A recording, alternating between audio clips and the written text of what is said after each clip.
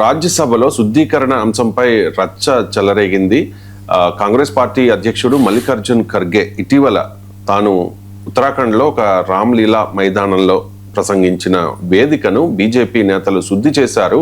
ఇది అంటరానితనము అంటూ మాట్లాడారు. बीजेपी के लोग सब मैंने किसी समाज का किसी धर्म का नाम नहीं लिया, सिर्फ मैं लोगों के समस्याओं को वहां पर बताया।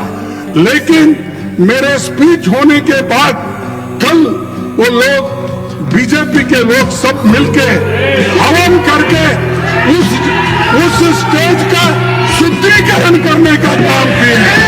ये you might know, read the newspaper. Is it the way in democracy?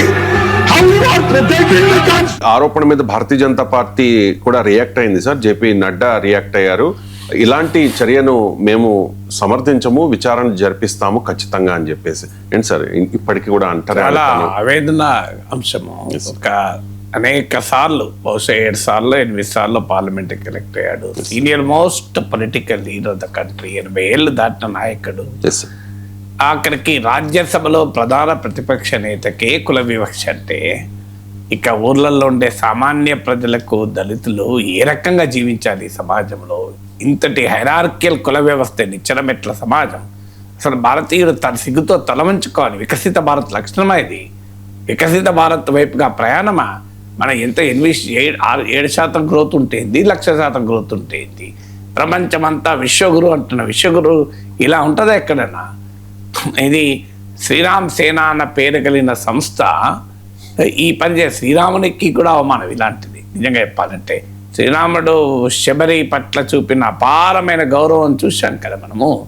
So శ్రీరాముడు అన్ని వర్గాల ప్రజల పట్ల ఒకే రకమైన ప్రేమ. జటాయు ఓ పక్షికి కూడా దాన సంస్కారం చేసినటువంటి మహోన్నతుడు కదా శ్రీరామచంద్రుడు. ఏ విలువలను మనం చెప్తున్నాము?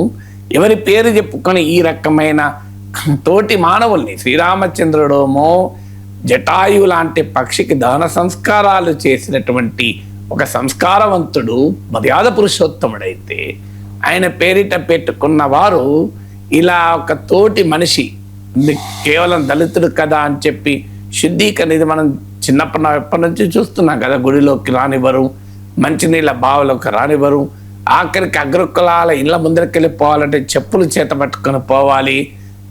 టీలో కూడా 2 గ్లాసుల వ్యవస్థ. సో దళితులకు వేరే గ్లాస్ ఇస్తారు.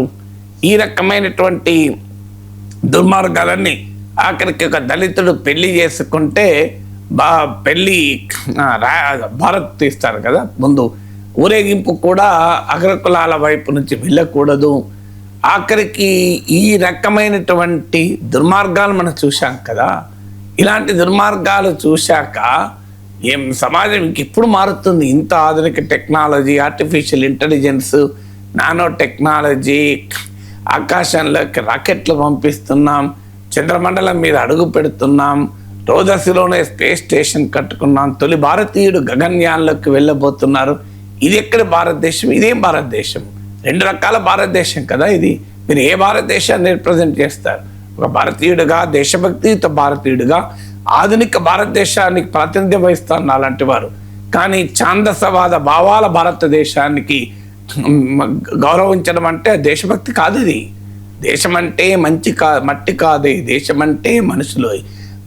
మంచి చెడ్డలు మనుషులందున ఎంచి చూడక 2 కొమ్ములు, మంచి అన్నది మాల అయితే ఆ మాలనే ఎగుదును అన్న మహాకవి గురజాడ మాటలు మర్చిపోయామా? సో నాకు ఇప్పటికి గుర్తు, నేను 8 ఇయర్స్ ఏమో ఉన్నప్పుడు, చాలా చిన్నప్పుడు మా ఇంట్లో ఉండగా దళిత బిడ్డ వస్తే ఆడుకున్నాను నేను. ఇద్దరు మా నానమ్మ చూసి, అరే మనం ముట్టుకోవద్దురా, మనం పెద్ద కులాలలో అంటే నేను అన్నాను, సర్వంతరి నువ్వే కదా నానమ్మ పురాణాలు చెప్పేది, నేను రామాయణం భారతం నాతో చదివించావు, అందులో ఏం చెప్పారు? ప్రతి స్తంభంలో కూడా నరసింహస్వామి ఉంటారు కదా, చక్ర సర్వోపగతం ఎందెందు వెతికిన ఎందెందుకలదు అనుకున్నాం కదా. సర్వంతర్యమైనటువంటి ఈశ్వరుడు నా ఫ్రెండ్లో ఉండదా అన్న. అంటే నీకు ఎక్కువైపోయిందిరా తెలివి అన్నది మా నాన్న. అట్లా నన్ను ముట్టుకోవద్దు అన్నందుకు మధ్యాహ్నం పోయి వాళ్ళు ఇట్లా భోజనం చేసి వచ్చాను. మొన్న మా ఊరి వాళ్ళు నా పైన వీడియోలు చేసినప్పుడు దాన్ని ప్రస్తావించారు. మీరు అక్కడికి వెళ్ళి వాళ్ళ ఇంట్లో భోజనం చేసి వచ్చాను నేను. అంటే ఎప్పుడు చెప్పండి వాళ్ళ ఇంట్లో తినొస్తాను నేను అని. ఎప్పుడు చాలా చిన్నప్పుడు 8 years 9 years చాలా చిన్నప్పుడు. ఎందుకు ఈ అనుభవం చెప్తున్నా అంటే ఈ ఛాందస భావాలపైన ఈ సమాజమే పోరాడింది కదా, మీకు ఈ సమాజం తిరగబడింది కదా. అలాంటి దేశ రాజ్యాంగాన్ని అవమానించడం, దేశంలో ఉన్న చట్టాలను అవమానించడం అంటరానితనం నేరం కదా భారత రాజ్యాంగం ప్రకారం. ఏ రకంగా శుద్ధీకరణ చేశారు? మేము నా పార్టీ ఇలాంటిది ప్రోత్సహించదు అని చెప్పినట్టు అన్నారు. మరి ఎందుకు జరుగుతున్నాయి ఇవన్నీ? గతంలో జరిగిన ఇలా దేశ చరిత్రలో ఎప్పుడైనా ఒక ప్రతిపక్ష నేత మీటింగ్కి వెళ్తే ఆ శుద్ధీకరణ పేరు జరిగింది ఎప్పుడన్నా? ఇదివరకు జరిగినాయా? ఈ మధ్య కాలంలోనే ఈ రకమైన కాలం చెల్లిన ఛాందసవాద భావాలు గర్వంగా ఎందుకు ఊరేగుతున్నాయి సమాజంలో? ఎవరు ఎండ చూసుకొని ఊరేగుతున్నాయి, ఎవరి స్ఫూర్తితో ఊరేగుతున్నాయి అనేది ఆలోచించాలి కదా. నేను మీ నిజాయితీ చూపెట్టండి, వాళ్ళని కఠినంగా చర్యలు తీసుకోండి, వాళ్ళపైన వట్టిగా స్టేట్మెంట్ ఇవ్వడం కాదు కదా. ఇలాంటి విషయంలో దేశం మొత్తం ఏకోన్ముఖంగా వ్యతిరేకించాలి కదా. అది మీరు అన్యాయం కాకపోతే ఏంటిది?